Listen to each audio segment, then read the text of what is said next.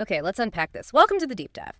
This is the show where we take those headlines you see, the ones that seem maybe disconnected, and also those whispers you hear, from the corridors of power, and we try to pull back the curtain.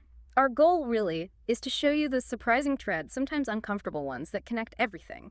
It's about seeing the bigger picture, understanding what's really going on underneath.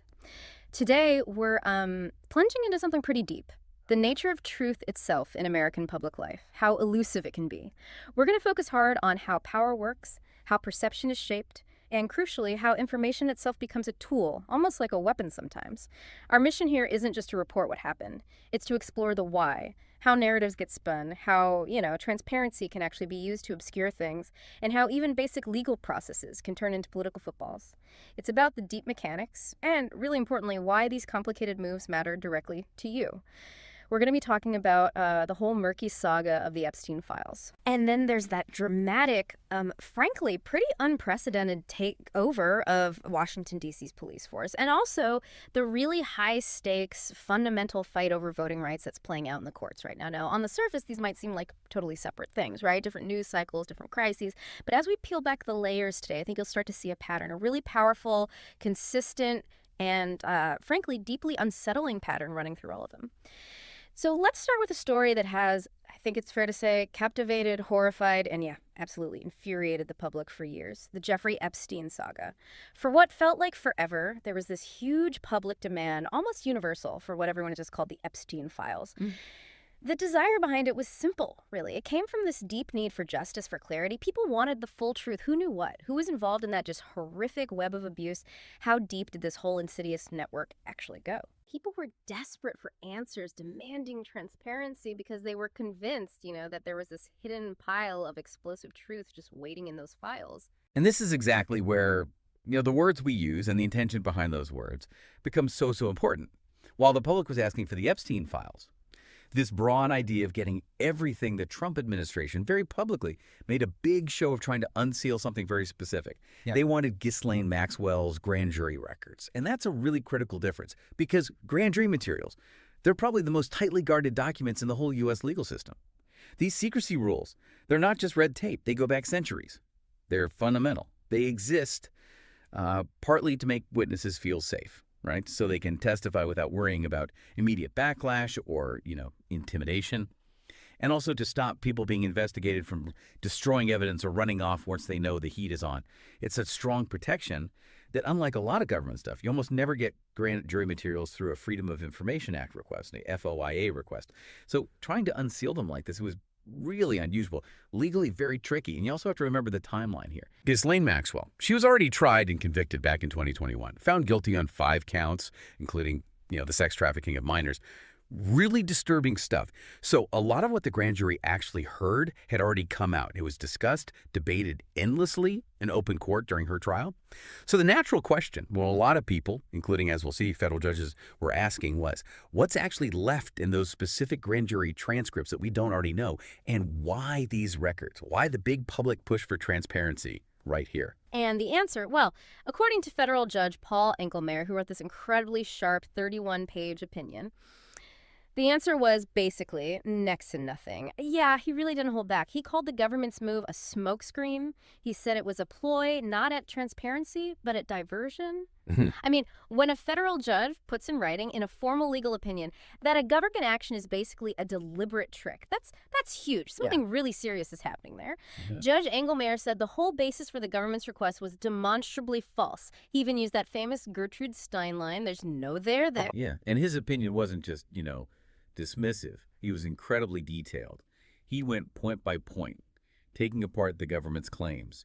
He spelled out exactly what these grand jury records didn't have, which is key to understanding how this whole thing was a bit of deception, he confirmed. No new names of people who had sexual contact with minors. Crucially, no mention of Epstein or Maxwell's clients. No client list, which is what everyone was kind of hoping for, right? No new methods, no secret locations, no new details about their crimes that hadn't already been aired. Nothing new about financial sources either, or any insight into Epstein's death, which is still, surrounded by questions. No secret lines of investigation that the government hadn't followed up on. Nothing. His review showed that pretty much everything of real public interest in those records was already known from the public trial. The only things kept hidden were the names of protected witnesses, which is standard practice, required by law to keep them safe. So the implication there is really quite profound, isn't it? And deeply unsettling. This wasn't about real transparency. It wasn't about shedding new light on this awful situation. It was like an illusion of transparency, like putting on a play. It looked like accountability, but it didn't actually give the public anything new. And it effectively set everyone up, the public, and just tragically, the survivors of Epstein and Maxwell, to expect these huge revelations that just weren't there. They were led to believe this bombshell information was coming, promising answers, wider net of blame, only to find out it was empty. It feels like such a cynical manipulation of a very real, very deep desire for justice. And that takes us right to the political motives behind this supposed push for transparency. It's really important to realize this big public effort to unseal these specific records, it didn't come from the prosecutors, not the career lawyers who actually handled the Maxwell trial, who knew the evidence inside out. No, it came directly from political appointees in the Trump administration, people like Pam Bondi and Todd Blanche. Yes, that Todd Blanche, the one who later became one of Donald Trump's main criminal defense lawyers. That connection is interesting. Judge Engelmayer, in his ruling, wasn't exactly subtle about what he thought was going on. He made it crystal clear. He pretty much concluded this whole thing was a political maneuver dressed up as a quest for truth. No, because of like a strategic move designed to make the administration look decisive, look transparent, for political points, but without actually delivering anything substantive that would help the public understand more, bring more justice. It wasn't about finding new facts. It was simply about political optics, controlling the story. And the impact on the survivors in all this is just heartbreaking, really. We know many survivors spoke out. They urged for these grand jury files to be released. They genuinely believed that these files held new truths, hidden secrets that would finally expose everyone involved. But as the judge sadly pointed out, their belief, while totally understandable, fueled by real hope, was ultimately mistaken. They were basically taken along for the ride, used as pawns in a political game. Their very real need for answers was exploited for a PR stunt. It's just a really stark example of how political games can misuse the genuine hopes of victims. Which brings us to the other Epstein files, the ones that actually might contain those big revelations everyone was looking for. In a different ruling, but also by Judge Engelmayer, just as sharp, it came out that the Trump DOJ and FBI were sitting on something huge, a massive 300 gigabytes of material. And we're not just talking transcripts. This is like a truckload of documents, photos, maybe videos, records, all sorts of stuff. This, the judge basically confirmed, is the real potential treasure trove. This is where you might find information about other people involved, the full network, and wider abuse, the kind of stuff the public actually wanted. And the judge didn't just point this out. He directly accused the government of trying to basically relabel this 300 gigabyte of actual evidence. He said they tried to rebrand it as grand jury materials so they could hide it behind those strict secrecy laws we talked about. It was a real judicial smackdown, super direct. The judge essentially told the administration, don't try to drag judges into your cover-up. You have the files, you want them out, release them yourselves. He stated flat out that the 300 gigabyte is where the real potential revelations are, not in those empty grand jury transcripts they were pushing. And it's not just one judge saying this, which I think is really crucial to understanding the whole pattern here. We can all remember the Trump administration making these big public promises, right? Kash Patel, Pam Bondi, saying no cover-ups, no missing documents, no stone left unturned in the Epstein case. They made a big show about demanding the FBI hand over all 300 gigabytes, made it sound like they were fighting for truth. But then after all that noise, what happened? Crickets. Absolute silence. A total refusal to release anything from that massive pile of data. It just shows this huge, frankly infuriating gap between the talk of transparency and what they actually did. It shows how the performance of being open can be more important than actually being open. And what's really significant, as you said, is this is the second federal judge, one down in Florida, now this one in New York, to issue this kind of really pointed, damning ruling, basically calling out the administration's attempts to, muddy the waters and mislead people. It suggests a pattern, maybe a sort of united front from the judiciary, pushing back. And that makes it much harder for the executive branch to keep hiding behind legal excuses. It really highlights the vital role the courts play, even when it's tough, as a check on secrecy and potential cover-ups from the executive branch. Pushing back when legal processes get twisted for politics. Right, this whole idea of manipulating information using misdirection. It's not just about the Epstein files, is it? As gripping as that is, it feels like part of a bigger pattern, this tactic of political distraction and controlling the narrative. Let's look at that J.D. Vance story related to the Epstein files because it's just a perfect example of managing political perception, twisting the truth. So J.D. Vance, a big name in the Magier world, he first just flatly denied a meeting was happening at his house about the Epstein files and the public optics, called it fake news. Yeah. The thing was, though, there was a meeting planned. It just got moved. And not just anywhere, they moved it right into the White House itself. Now, why move it from the vice president's residence? Well, the VP's house is pretty visible, right? Press hangs around, reporters were there, waiting to see who showed up. The White House, though, that's a fortress, super controlled. You can slip in and out behind gates, no cameras, total secrecy. Pretty perfect place for a quiet meeting about damage control, wouldn't you say? Exactly. And according to people who were apparently there or knew about it, who later talked to reporters, the meeting wasn't really about the substance of the files. It wasn't about justice for victims or even genuinely getting records unsealed. It was specifically about the optics, how to spin the story, how to control the narrative, how to stop the media digging too deep into things that might be, well, uncomfortable. This wasn't just, a PR meeting. It was about managing perception, avoiding heat, and maybe most importantly, stopping the American people finding out something they didn't want known. The question in that room wasn't, how do we get to the truth here? It was, how do we manage this story to our advantage? And it's such a stark contrast, isn't it? Donald Trump ran on draining the swamp, saying sunlight is the best disinfectant. And yet, here you have his inner circle seemingly doing everything they can to, well, keep the sunlight out. It shows a huge gap between the campaign promises of transparency and the reality of trying to keep things hidden. And it just kept going. After first denying the meeting, J.D. Vance then went on TV, kind of confirmed it happened, but immediately tried to pit it. He started blaming the current administration, saying, why didn't Biden do anything about this for 4 years? Which, the logic just falls apart, doesn't it? The current administration isn't the one implicated here. Releasing the files might even have helped them politically if they contained damaging stuff about Trump or his circle. That whole blame Biden thing is clearly just a distraction, a classic political move. Shift the blame, change the subject away from your own actions. What's really interesting, though, is that this demand, release the files, it's not really a left-right thing anymore, or it shouldn't be. You've got people all across the board, Democrats, Republicans, Independents, all saying the same thing, a unified call, release. Why? It goes beyond normal politics because it's about something fundamental. Trust in institutions, accountability, the public's basic right to know who was involved with Epstein, what really happened. It's about whether the justice system works for the powerful or for the people. Even J.D. Vance himself, actually, in an older interview before he got so prominent, said, release the Epstein list. That's important. So the big question for you, the listener, is what exactly is J.D. Vance or anyone else in that secret White House meeting afraid of? What changed? What's in those files they worked so hard to keep under wraps? And this pattern, this political theater, this projecting power, it goes way beyond just the Epstein files. Let's switch gears now to another recent spectacle that grabbed headlines. Donald Trump's big announcement about essentially taking over Washington, D.C.'s local police department. This was classic Trump, wasn't it? Doing two things at once.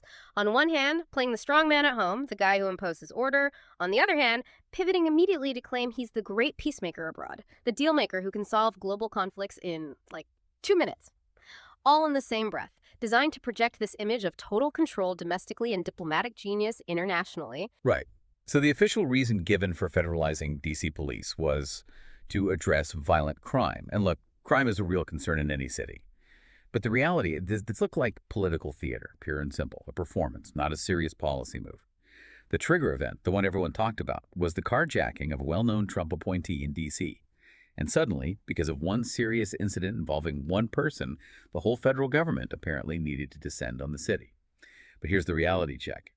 The actual crime stats from D.C.'s own police department, the MPD, publicly available data, showed overall violent crime was down over 30% year over year right before this announcement. That directly contradicts Trump's dramatic claims about D.C. being like the Purge or worse than Bogota. The story just didn't fit the facts. And it's not random, is it? If you watch closely, these takeover moments always seem to target blue states and cities. Places like California, New York, now D.C., places mostly run by Democrats. Which kind of reveals that this wasn't really about fighting crime everywhere. It was pretty transparently politics dressed up in a uniform. A move designed to criticize and undermine Democratic leaders in those cities. And the actions themselves often seemed hollow, more for show than effect.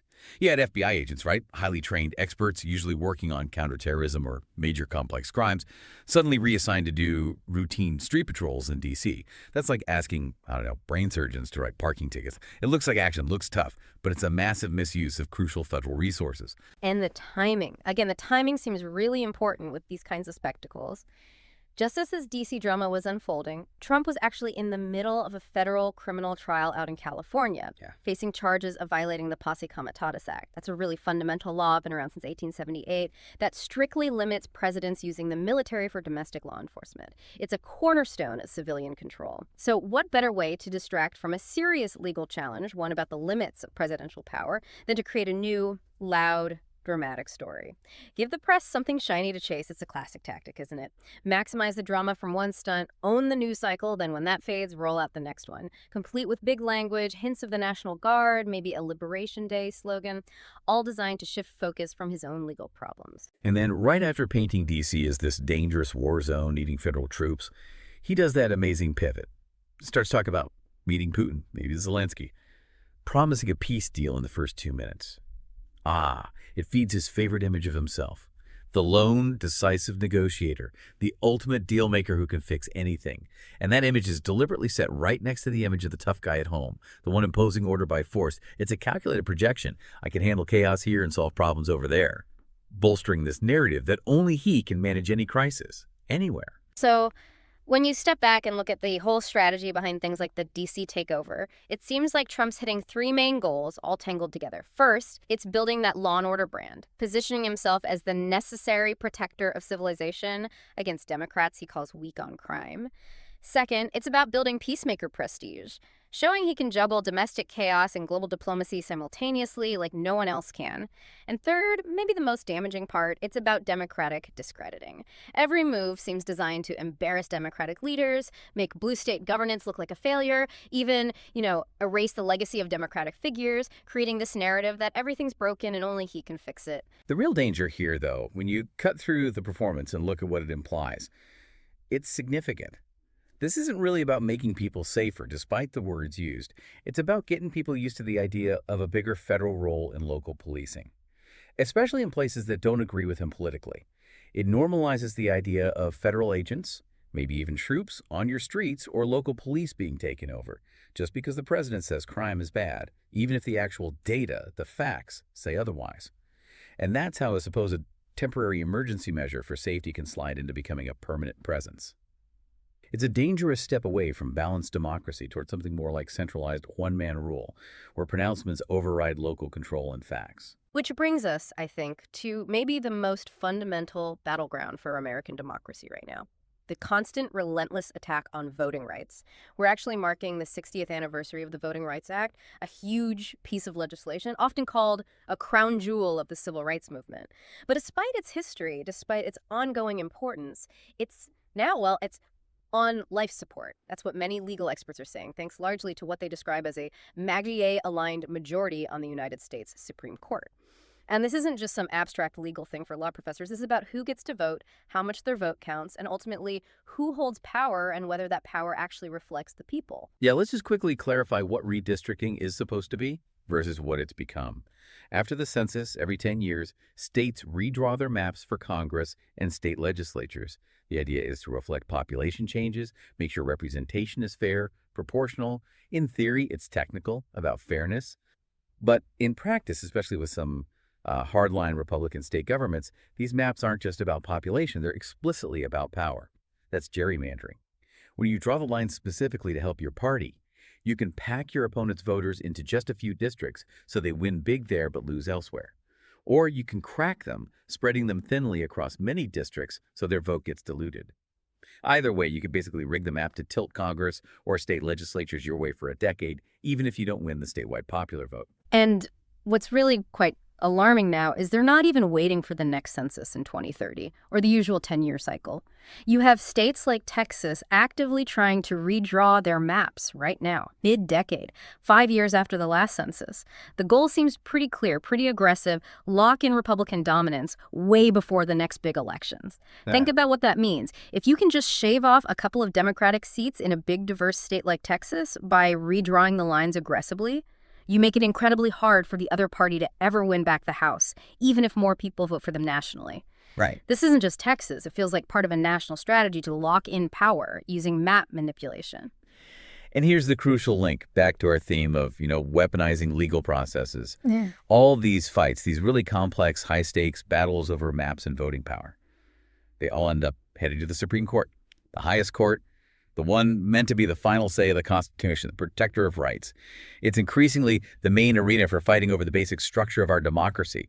Who gets to vote and how much does it count? Let's focus on Louisiana for a minute, because it really is ground zero for this constitutional fight right now. It shows the dangerous new arguments being made.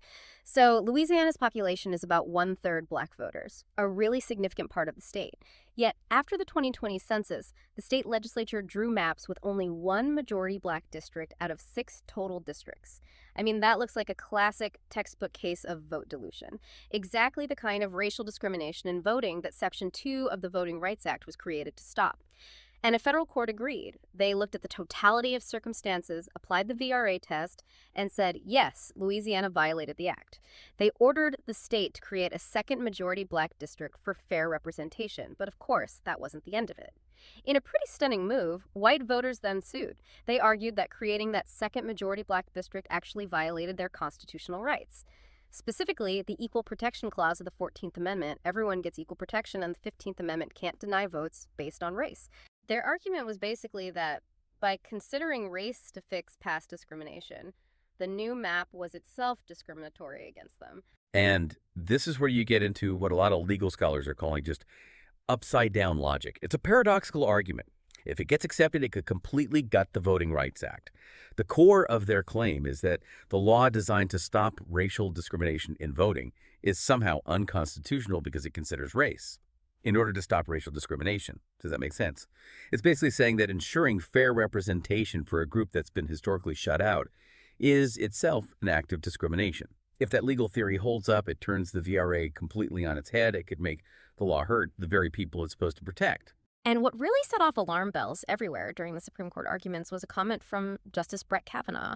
He suggested that maybe the Voting Rights Act's use of race, considering race when drawing districts, should have an endpoint. Yeah. That's a huge statement, really consequential, especially because just 2 years ago, in a case called Allen v. Milligan out of Alabama, very similar facts, discriminatory maps. The Supreme Court, including Justice Kavanaugh, clearly upheld this exact principle. They said Section 2 of the VRA required Alabama to fix its racist maps. So to now hint at maybe reversing that or changing the interpretation just 2 years later, it raises serious questions about the court's consistency, its respect for precedent. Is it acting like a weather vane spinning with every political gust, as some critics say, instead of being a steady legal anchor? So what's really on the line here for everyone, for the whole country, is whether the Voting Rights Act itself survives in any meaningful way. This law is widely seen as one of the crown jewels of the civil rights movement, a fundamental piece of American democracy. If the Supreme Court actually invalidates Section 2 or weakens it so much by accepting this upside-down logic, then states could basically gerrymander racially with impunity. It would be almost impossible to challenge maps drawn to dilute minority votes. It would empower partisan state legislatures to just lock in their power, ignoring demographic changes, ignoring the will of the voters. And the impact on their democracy, it would be devastating, and you, the listener, would feel it. Gerrymandering isn't just some abstract legal game played far away. It's how you end up with a Congress that just doesn't look like the country it represents. It becomes less responsive to everyone's needs. It's how one party can get, say, 45% of the total votes across the country, but end up holding 60% of the seats in Congress.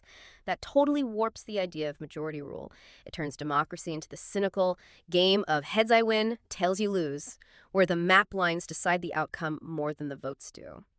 For you, the listener, the real solutions involve being aware of these fights, supporting leaders at the state level who resist these anti-democratic moves, and really paying attention to the timing of these political stunts, seeing them for what they are.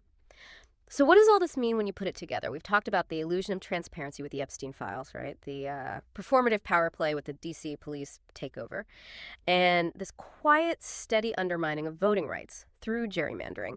On the surface, totally different stories, different actors, different controversies. But when you connect the dots, a pattern definitely emerges. It's clear and it's alarming. What's really fascinating and I think critical to understand is the core pattern here. Across all these different events, you see this systematic, deliberate effort to manage, control, and manipulate public perception, and also manipulate fundamental legal processes. And it's all done to gain or keep political power, and often, frankly, for self-preservation for those in charge.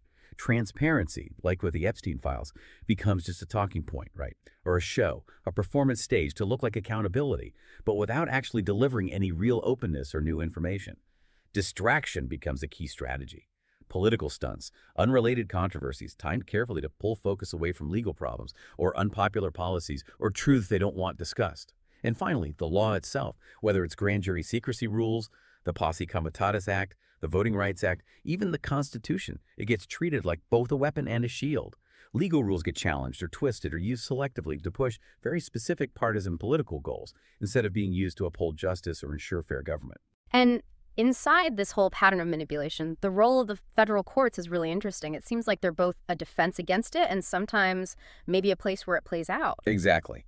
In the Epstein cases, we saw federal judges push back hard, really forcefully, against the administration's spin. They demanded real accountability. They exposed the "no, they're there" behind the fake transparency claims. They acted as that crucial, independent check on the executive branch trying to mislead people. But then, in contrast, you look at the voting rights cases. The Supreme Court, which historically we think of as protecting rights and democracy, is now the place where some of the biggest challenges to those fundamental democratic laws are coming from. That difference really highlights how important critical thinking is for you, the listener. You have to question assumptions, try to figure out motives, look beyond the easy narratives you're given, because even the institutions you rely on can sometimes be influenced by these same political winds. And none of this is just for lawyers or political insiders, is it? These complex legal moves, these political games, they directly impact your life every day, even if you don't always see the connection. When transparency is just an illusion, when information is controlled, your trust in basic institutions just erodes. And that affects everything in society. When your voting rights are attacked, your voice gets weaker. Your ability to choose your leaders and shape your community is diminished. And when executive power grows without checks, without being tied to facts or the Constitution, the whole balance of democracy gets shaky. It opens the door for a system that serves just a few people, not everyone.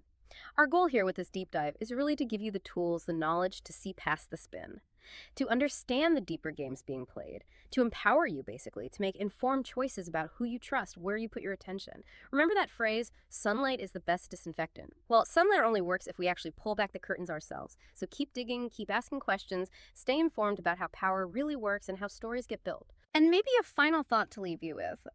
What other parts of public life do you think might be operating under this kind of illusion of transparency?